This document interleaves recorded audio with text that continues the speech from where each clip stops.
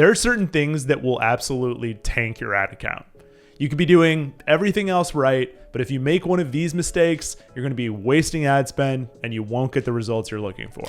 We're going to go through all 7 mistakes today to make sure you aren't making them. My name's Sean Bacastow, and I've used Meta ads to help some of the world's top celebrities sell products online. Now I run an ad agency called PureFunnel where I help brands grow. If you'd like me to help you with your ads, click the link in the description below. Okay, here are the 7 Facebook ad mistakes that could be costing you money. The first mistake is having way too many campaigns, ad sets, and ads. And this is something I see all the time when I audit accounts for clients. It's like I go in there and it is a maze. Like I'm trying to figure out what this person was doing and thinking when they set this stuff up.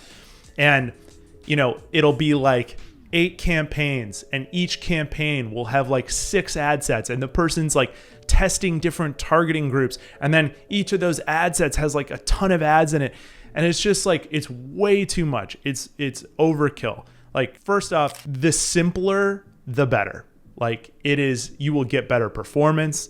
You will tear less of your hair out. Like you're welcome, because nowadays, simpler is better. You don't need your ad account to look like 2017. The algorithm handles a lot of the things that we used to manually have to handle. Just focus on creative. Like that's the game nowadays. So keep it simple, keep it tight. It's way easier to manage a small amount of campaigns. So you may be asking, how many campaigns is too much? How many should I have? How many ad sets? Think about like 1 campaign per product. Like if you have 2 products that you're advertising, it's your 2 highest margin, best products, have a campaign for each. Have 1 ad set in that campaign, Advantage Plus. Maybe have some audience suggestions if you want. And then within that, don't have any more than 6 ads live at any time in a standard campaign, because that is the amount that Meta says diminishing returns after 6 ads. And you're just diluting your budget. So have 6 ads or less live at any given time. I usually like 3 to 5 at any given time. The only caveat here is Advantage shopping campaigns. They're designed so that you just toss in a bunch of creative, throw it against the wall, see what sticks. You can have up to 150 creatives at a time. I'm not sure that I would do that many, but it's designed so that Meta kind of algorithmically picks which creatives to favor with spend. Mistake number 1 segues into mistake number 2, which is trying to outsmart the algorithm. And the reason you have too many campaigns and ad sets and ads is because you think that in 2024, you, by testing a bunch of different targeting groups against one another, are going to be able to outsmart the algorithm. And you're wrong. Like maybe it works 1 out of however many times, but nowadays it's about keeping your account simple and tight and letting the creative do the work. So focus on the creative. Mistake number 3. Ignoring your landing page. And this is one that's like such a massive unlock, because some of the changes that you make in your ad account are kind of marginal changes that will unlock some additional performance for you, and it can make things better. But if you make a tweak on your landing page, like change your headline, and suddenly your conversion goes from, let's say, 5 to 10%, it's like your ads just got twice as effective. And that the landing page is a really easy lever to pull to make big differences in the ad account. So do not neglect the landing page. It is a very important part of the funnel, and your job as a media buyer or a brand owner or whatever doesn't just only solely exist in the ad account. Like focus on your product page, your landing page, whatever you have, and make sure that's really tight. Number 4, not taking big swings with your creative. So particularly when you're starting out, you don't want to be testing dumb shit like, what is the background color of this ad? Is it orange or is it blue? Or what's the CTA button color? It's like that stuff, it matters, but it's like it's marginal differences here. Like focus on testing a carousel versus a single image versus a video.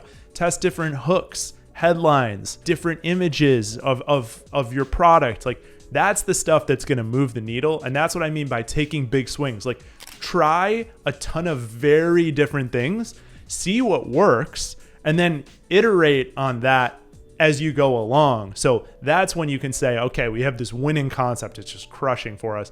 Okay, now let's test a different background color, a different sub headline. Like, take the big swings first and then iterate on winners as you go. Mistake number 5, prioritizing cleverness over clarity. I see this a lot in ads where it's like, I think people watch Mad Men or watch too many Super Bowl commercials, and they're like an unknown startup, and they have no one knows who they are, what they do, what their product is, whatever. And it's like they decide to create this like clever ad that doesn't tell people what the product is, doesn't tell them why they should care about it, what value it brings. It's just like, it's totally misguided, but we have this idea of like ads need to be sexy and mysterious and clever. It's like, no, they don't. Just especially in a social context, like you're competing with so many other brands, you can be very literal. I say that an ad should answer 4 primary questions. What is your product? Who is it for? Why should they choose it over other options? And how can they take action to get it? Like, if your ad isn't answering all or most of those, you may want to go back to the drawing board. Number 6, optimizing for the wrong event. This is a mistake that I see a lot of newer advertisers make, or people who are kind of stuck in the old school Facebook mindset. But nowadays, it's like, if you want people to buy things on your website, don't optimize for add to cart. Like, optimize for purchase, because when you optimize for add to cart, you are literally telling Meta, hey, go out and find me people who are really good at adding to the cart, but they may not be really good at purchasing. So like, if you want leads, optimize your conversion event lead.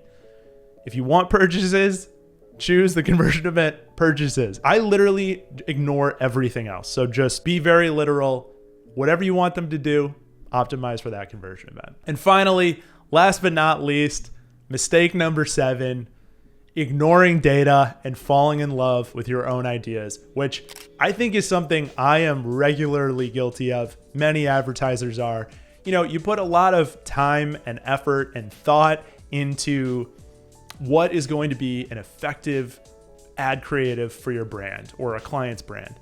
And a lot of the times, the one that you like and that you're sure is going to work just does not work. And the one that you dislike or that you think is the weakest of all the creatives you generated somehow ends up going on a tear and sells a lot of products for your brand. And it just doesn't make sense. But you have to kill your darlings.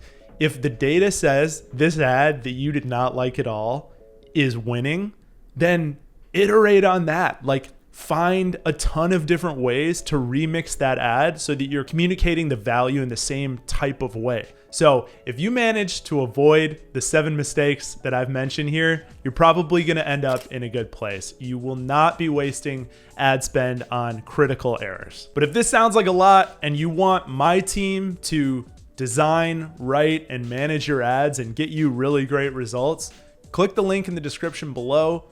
Reach out, book some time with me, and we'll have a strategy call and see if we'd be a good fit to work together. And if you learned something today, make sure to check out my other videos where I go in depth on how to get the most out of your ad spend.